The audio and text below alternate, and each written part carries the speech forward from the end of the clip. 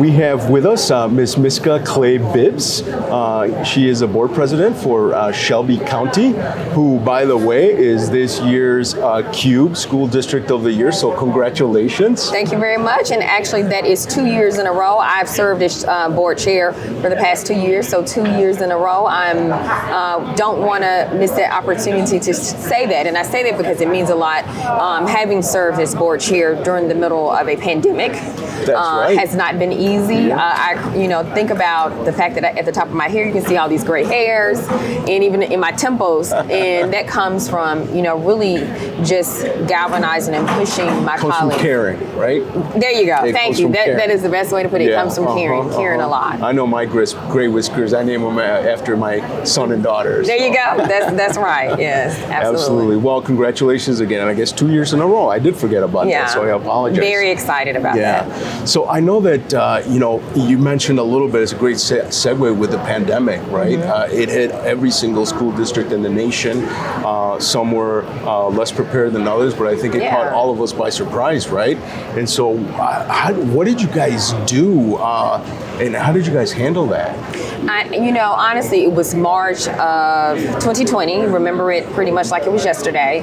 If you think about that week, it was for us the week before spring break. So in our minds, we really thought about it being, surely we're going to be back. A couple weeks off, get some things together, get some protocols in place, really get a handle on understanding what COVID-19 really is meaning for the community. But instead of it being a week, it was from March to June. And we ended our school year being at home. And that was a huge switch for us because you were talking about children who, when they come to school buildings, they rely on us for all of the extra wraparound services that they need in order to be successful. So what we did, we decided to bring our community partners along the way to make sure some of those things were being extended. But then also we stepped up making sure our children were being fed daily.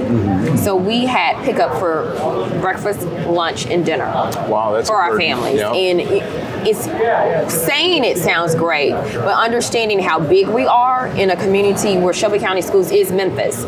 So we serve over 110,000 students daily. Wow, so the burden on the system is great. Absolutely. So the burden, and they look to us to be able to honestly solve some of the other things about community in the school. So we knew that we couldn't step back. It meant more than just saying, hey, send homework packets. We knew that we had to make sure we had food. We had to make sure they had access to other care services through our community partners, and just still rallying around communities in that way. Wow, that's crazy. We've heard so many different stories with so many different school districts, and the challenge has been pretty much the same throughout. So tell me a little bit about how that affected your technology. I understand you're now one-to-one devices, so that had to have helped. Oh, extremely. I think one of the biggest things that I'm proud of as my time during being chair of the board is previously we had talked about becoming a one-to-one device district, but there were no funds for it. We went out, we lobbied to our funders, and like, oh no, not right now. No, that's not happening. But unfortunately, COVID happened. But then what the plus about COVID was the access to additional resources. And we decided that we were going to take advantage of that moment in time, and we purchased a laptop or tablet for every single student in our district. So the first district in the nation at one point in time to become a one-device district. Now, along with that, the other thing you automatically think about is, access to internet. So we had to do a true survey of our families and understanding what access looked like for them. So that meant the next step was buying actual mobile devices for them to be able to access like a MoFi or a Mofi in homes, hotspots. Now, a lot of families don't have the resources to have internet in Absolutely. their homes. And then let alone strong enough bandwidth in order to be able to do the platforms that are required for learning. Right, because it's very video heavy, right? When you're doing school virtually. So, well, that's great. Tell me a little bit about your neck of the woods, because you're in Memphis, right? Yes. And that's very different from some of the different areas in the rest of the state. Absolutely, right? Absolutely. So I understand there's a little bit of a struggle going on currently. I mean, there is a struggle. Just the demographics demographics of what Memphis looks like versus the rest of the state is out the gate. We have to push for equity, and that's not equity just around when people think of diversity. It's equity around resources. It's equity around access to additional programming. It's equity around understanding that our social economic infrastructure is not that strong. When you're dealing with a town, city rather, that has probably most of the jobs are in logistics. So that means a lot of warehouse jobs, and that means a lot of hourly wage jobs.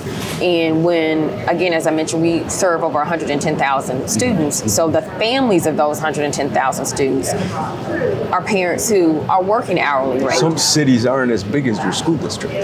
Absolutely, absolutely. So with that is we are, having to battle around what does our funding look like? The BEP formula, understanding, do we have all the dollars that are needed in order to be able to serve our kids? So that's one thing. But then you talk about the whole pandemic situation. We currently had to push back, and our actual government, Shelby County government, helped file a lawsuit against the state around understanding that masks are required for our families. Mm-hmm. And that really just digs deeper, because if you don't have access to the best health care, you don't have access to the additional resources. And even when you think about quarantining, how do you quarantine in a small apartment? Mm-hmm. How do you quarantine in a small home? Mm-hmm. Then the other step of that regarding quarantine is also thinking about multi-generational homes. The communities that we serve, you have a child, a parent or guardian, a grandparent or guardian, grand guardian. Then you have someone else. So just the different tiers that are happening. So if the child gets sick, everyone in that home gets sick. Several generations living Correct. in one home or apartment. Absolutely. So that makes it difficult. So for us, that looks different around fighting COVID-19. Absolutely. Wow. Well, again, congratulations on Thank being you. named Cube School District of the Year. Yes. That's very great excited news. about that. 2 years in a row. 2 years in a row. 2020 and 2021. So awesome. Total surprise, but I think that's just a testament. I want to shout out to my colleagues. Absolutely. There are 9 of us. We're all elected to the board, and we all serve different communities. Some of us have similar communities, but some don't. But we all show up every day with that in mind and understanding we have to push for our communities. Yeah, I think it's great, and it's definitely an earned honor. So appreciate it. My name is Alex Lopez with Issues in Education, and again, thank you, Ms. Clay Bibbs, and I'm so glad that you were able to join us. Thank you. Thank you for having me. Thank you. All right.